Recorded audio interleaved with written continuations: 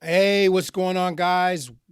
Guess what? We are at day 40. We are 10 days into our extension of our 30-day Bible reading challenge. I am thankful for you guys that's been hanging in there. I'm thankful for you guys that said, listen, let's keep on pushing and keep pressing. Listen, we are 10 days over our original goal, and the word is being such a blessing to many of us. I pray that you guys are out there sharing with other people. I know I have to get on my job and try to share to these other outlets. Like I said, I was going to do. Sometimes things are just days are just going by so fast and just moving. Sometimes you don't have the opportunity to. So I'm myself am trying to work on the same thing. So if you haven't done that yet, share with somebody else, maybe text somebody the link to the playlist or something. It's all good because I know things get a little hectic, things get a little crazy in our lives, and sometimes we just forget or we just don't have the opportunity to really share something that's really going to bless somebody. And I think just the reading of the scriptures is totally blessing us and going to be a blessing to somebody else just to continue to get the word down in us. But without further ado, guys, this is day 40 once again. Let's get into the word of God. First Corinthians chapter 6. Dare any of you, having a matter against another, go to law before the unjust and not before the saints? Do ye not know that the saints shall judge the world? And if the world shall be judged by you, are ye unworthy to judge the smallest matters? Know ye not that we shall judge angels? How much more things that pertain to this life? If then ye have judgments of things pertaining to this life, set them to judge who are least esteemed in the church. I speak to your shame. Is it so that there is not a wise man among you? No, not one that shall be able to judge between his brethren? But brother goeth to law with brother, and that before the unbelievers. Now therefore there is utterly a fault among you, because ye go to law one with another. Why do ye not rather take wrong? Why do ye not rather suffer yourselves to be defrauded? Nay, ye do wrong and defraud, and that your brethren. Know ye not that the unrighteous shall not inherit the kingdom of God? Be not deceived. Neither fornicators, nor idolaters, nor adulterers, nor effeminate, nor abusers of themselves with mankind, nor thieves, nor covetous, nor drunkards, nor revilers, nor extortioners shall inherit the kingdom of God. And such were some of you, but ye are washed, but ye are sanctified, but ye are justified in the name of the Lord Jesus and by the Spirit of our God. All things are lawful unto me, but all things are not expedient. All things are lawful for me, but I will not be brought under the power of any. Meats for the belly, and the belly for meats, but God shall destroy both it and them. Now the body is not for fornication, but for the Lord, and the Lord for the body. And God hath both raised up the Lord, and will also raise up us by his own power. Know ye not that your bodies are the members of Christ? Shall I then take the members of Christ and make them the members of an harlot? God forbid. What? Know ye not that he which is joined to an harlot is one body? For two, saith he, shall be one flesh. But he that is joined unto the Lord is one spirit. Flee fornication. Every sin that a man doeth is without the body, but he that committeth fornication sinneth against his own body. What? Know ye not that your body is the temple of the Holy Ghost, which is in you, which ye have of God, and ye are not your own? For ye are bought with a price. Therefore glorify God in your body and in your spirit, which are God's. 1 Corinthians chapter 7. Now concerning the things whereof ye wrote unto me, it is good for a man not to touch a woman. Nevertheless, to avoid fornication, let every man have his own wife, and let every woman have her own husband. Let the husband render unto the wife due benevolence, and likewise also the wife unto the husband. The wife have not power of her own body, but the husband.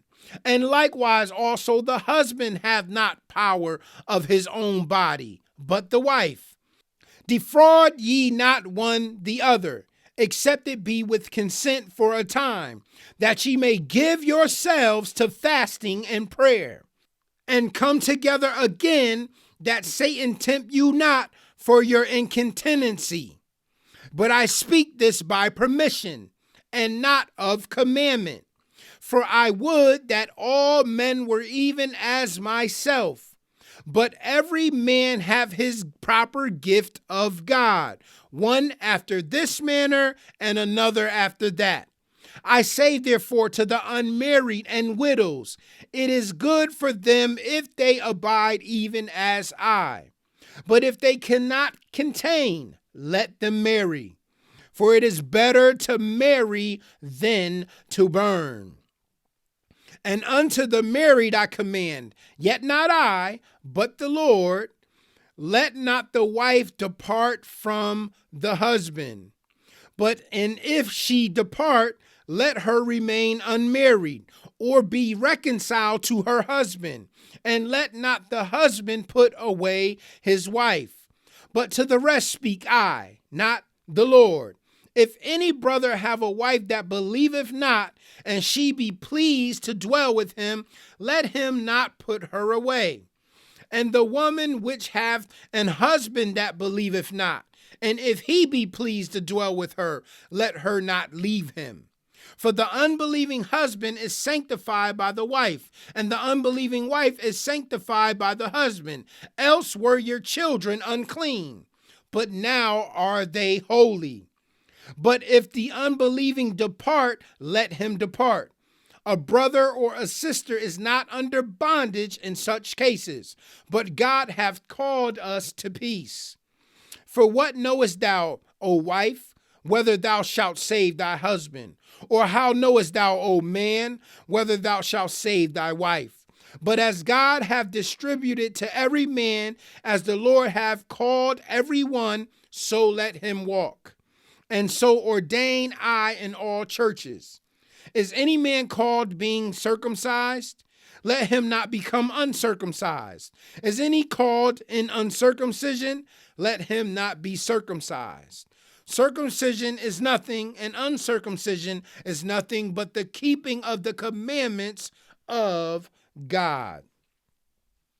Let every man abide in the same calling wherein he was called. Art thou called being a servant? Care not for it. But if thou mayest be made free, use it rather. For he that is called in the Lord being a servant is the Lord's free man. Likewise also he that is called being free is Christ's servant. Ye are bought with a price. Be not ye the servants of men. Brethren, let every man wherein he is called therein abide with God. Now concerning virgins, I have no commandment of the Lord. Yet I give my judgment as one that have obtained mercy of the Lord to be faithful. I suppose, therefore, that this is good for the present distress. I say that it is good for a man so to be. Art thou bound unto a wife? Seek not to be loosed. Art thou loosed from a wife? Seek not a wife. And if thou marry, thou hast not sinned. And if a virgin marry, she hath not sinned. Nevertheless, such shall have trouble in the flesh, but I spare you. But this I say, brethren, the time is short. It remaineth that both they that have wives be as though they had none, and they that weep as though they wept not, and they that rejoice as though they rejoice not, and they that buy as though they possessed not. And they that use this world as not abusing it, for the fashion of this world passeth away. But I would have you without carefulness. He that is unmarried careth for the things that belong to the Lord, how he may please the Lord. But he that is married careth for the things that are of the world, how he may please his wife. There is a difference also between a wife and a virgin. The unmarried woman careth for the things of the Lord, that she may be holy both in body and in spirit. But she that is married careth for the things of the world, how she may please her husband. And this I speak for your own profit, not that I may cast a snare upon you, but for that which is comely, and that ye may attend upon the Lord without distraction. But if any man think that he behaveth himself uncomely toward his virgin, if she pass the flower of her age, and need so require, let him do what he will. He sinneth not. Let them marry. Nevertheless, he that standeth steadfast in his heart, having no necessity, but hath power over his own will, and have so decreed in his heart that he will keep his virgin, doeth well. So then, he that giveth her in marriage doeth well, but he that giveth her not in marriage doeth better. The wife is bound by law as long as her husband liveth. But if her husband be dead, she is at liberty to be married to whom she will, only in the Lord. But she is happier if she so abide after my judgment. And I think also that I have the Spirit of God. And we know that the precious and beautiful word of the Lord is already blessed. I love you guys. And until tomorrow, shalom.